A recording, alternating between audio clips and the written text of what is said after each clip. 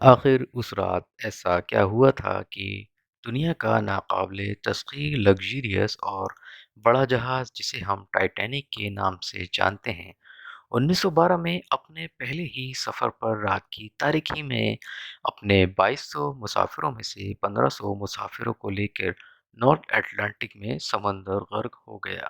Titanic کے حوالے سے بہت سی قیاس آرائیاں ہیں۔ مختلف ادوار میں ہونے والی ماہرین کی ریسرچ کے حوالے سے سامنے آنے والی کچھ چیزوں پہ آج ہم بات کریں گے۔ اس ویڈیو میں ہم جاننے کی کوشش کرتے ہیں ٹائٹینک کے ڈوبنے کی چند ناگزیر وجوہات۔ ٹائٹینک برف پر مشتمل اس علاقے میں بہت تیز رفتاری سے سفر کر رہا تھا، جو کہ یہ بات ٹائٹینک کے کپتان ایڈورڈ جے اسمتھ کو لازمی پتہ ہونا چاہیے تھی۔ ٹائٹینک کو نارتھ اٹلانٹک میں آئس فیلڈ کے بارے میں وائرلیس پر متعدد بار وارننگ موصول ہوئی، لیکن آئس برگ کی وارننگ پر توجہ نہیں دی گئی۔ ماہرین کے مطابق آخری اور سب سے خاص وارننگ کیپٹن اسمتھ تک نہیں پہنچائی گئی۔ سمندر میں رات کو دور تک دیکھنے کے لیے دوربین کا استعمال کو نظر انداز کر دیا گیا تھا، ورنہ آئس برگ کو دور سے دیکھا جا سکتا تھا۔ اسٹیئرس مین نے ٹائٹینک کو غلط سمت میں موڑ لیا تھا۔ دراصل ہوا یہ کہ آئس برگ اچانک نظر آنے پہ اسٹیئرس مین کو کمانڈ ملی کہ جہاز کو سیدھی طرف موڑو، بجائے اس کے کہ ٹلر کو پش کرو سیدھی طرف تاکہ جہاز کا سر الٹی طرف موڑا جائے۔ اس غلطی کو جلد ہی سدھار لیا گیا تھا، لیکن تب تک بہت دیر ہو چکی تھی۔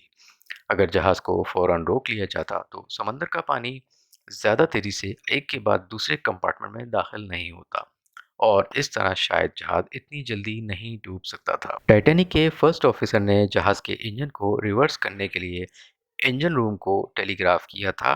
یہ لیفٹ اور رائٹ پروپلر کو پیچھے کی طرف موڑنے کا مقصد تھا، لیکن اسٹرن کی ترتیب کی وجہ سے سینٹرل پروپلر کو صرف روکا جا سکتا ہے، ریورس نہیں کیا جا سکتا۔ ماہرین کے مطابق اسٹیئرنگ پروپلر گھوم نہیں رہا تھا، جس کی وجہ سے جہاز کی مڑنے کی صلاحیت شدید متاثر ہو گئی تھی۔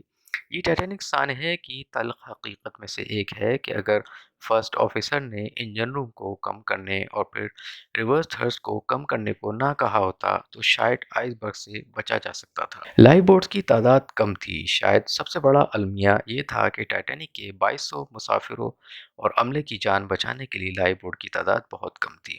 لائف بوٹ صرف 1200 مسافروں کے لیے تھی۔ اگر اس سے زیادہ لائف بوٹ جہاز پر موجود ہوتی تو زیادہ سے زیادہ لوگوں کی جان بچائی جا سکتی تھی۔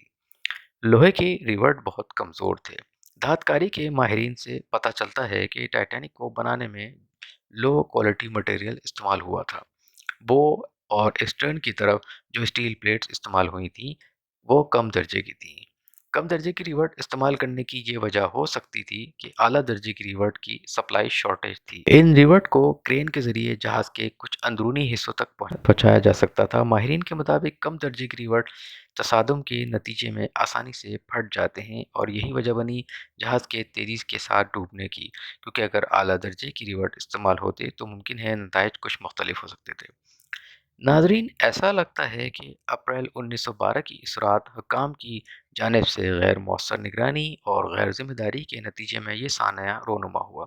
امید کرتے ہیں آج کی ویڈیو آپ کو پسند آئی ہوگی۔ ملتے ہیں اگلی ویڈیو میں۔